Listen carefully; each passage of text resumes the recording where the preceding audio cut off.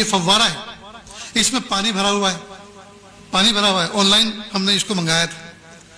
اس کا فائدہ یہ ہے کہ آدمی اگر حرم میں بیٹھا ہوا ہے اور اس کا وضو ٹوٹ گیا، اب اگر آپ حرم سے باہر نکل کر واپس جانا چاہیں تو یہ ممکن ہی نہیں، پولیس والے جانے نہیں دیتے، بھیڑ اتنی ہے۔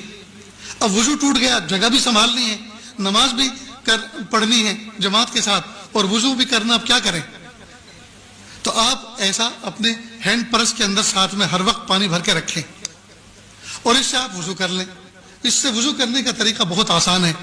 جیسے میرا کندھے کا رومال ہے، یہ چھوٹا سا جو نیپکن آتا ہے تھوڑا موٹے والا، وہ اپنے ساتھ ہر وقت رکھیں، اس کو گود میں بچھا لیں، ٹھیک، اور آستین چڑھائیں،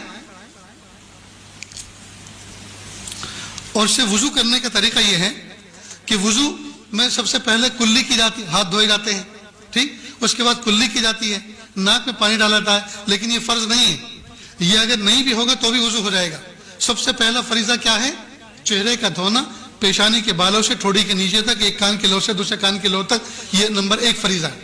لہذا اس کا ادا کرنے کا طریقہ یہ ہے کہ آپ ایسے کریں،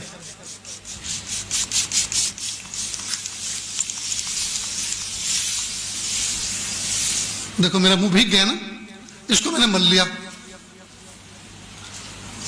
اور شریعت کا فقہ کا اصول یہ ہے، جس عضو کو دھونا ہے اگر اس میں سے 1-2 قطرہ پانی ٹپک گیا تو وہ دھلا ہوا سمجھا جائے گا۔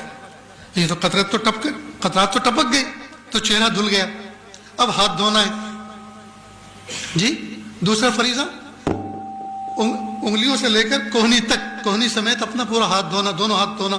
تو اس کا طریقہ یہ ہے کہ آپ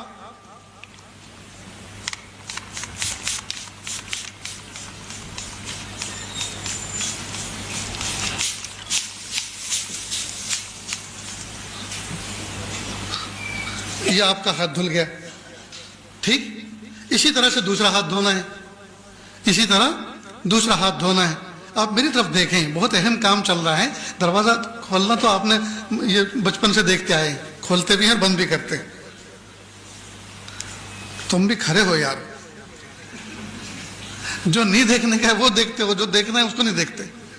تو دوسرا ہاتھ بھی ہو گیا، ٹھیک۔ یہ تو میں نے وقت کو بچانے کے لیے ایک ہاتھ کو صرف ایسے ہی بتا دیا، ایک ہاتھ ایسے، تو دوسرا بھی ایسے دھونا ہے۔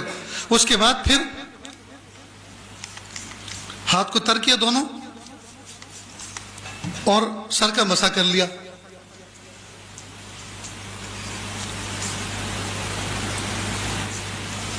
ہو گیا مسح۔ اسی طرح دونوں پیر کو دونوں۔ اب نہ دریا بہا، نہ نالی چلی، نہ جو ہے کسی کو کراہت ہوئی، آسانی کے ساتھ بیٹھے بٹھائے اپنی جگہ پہ حرم میں آپ نے وضو کر لیا۔ ایسا ہی آپ جہاز میں کر سکتے ہیں، ایسا ہی آپ بس میں کر سکتے ہیں، ایسا ہی آپ ٹرین میں کر سکتے ہیں، اور ایسا ہی آپ ہر مجمع میں کر سکتے ہیں، اور آپ باوضو رہیں گے۔ سمجھ گئے دوستو؟ تو آپ اس طرح کا پرچیز کر لیں، اپنے ساتھ بھی رکھیں، ماں بہنیں جو حج میں ساتھ میں جا رہی ہیں ان کا الگ رکھیں، سمجھ گئے، ان کا الگ رکھیں، انشاءاللہ ان کو کبھی بھی تکلیف نہیں ہوگی۔ میرے دوستو، سفر میں کوشش اس بات کی کریں کھانے پینے پہ کنٹرول ہو۔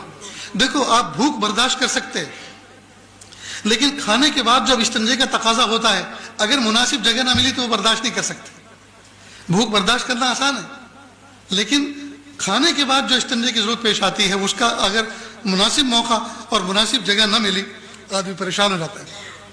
تو کھانے پہ کنٹرول رکھیں، خاص طور سے حج کے 5 دنوں کے اندر کم سے کم کھائیں، تاکہ آپ کو زیادہ سے زیادہ ٹوائلٹ اور اس سے جو ہے آپ کی حفاظت ہو سکے، اور آپ کا وقت وہاں لائن لگانے میں نہ گزرے، بلکہ طاعت و اذکار، ذکر و اذکار میں گزرے۔ اتنی بات یاد رہے گی؟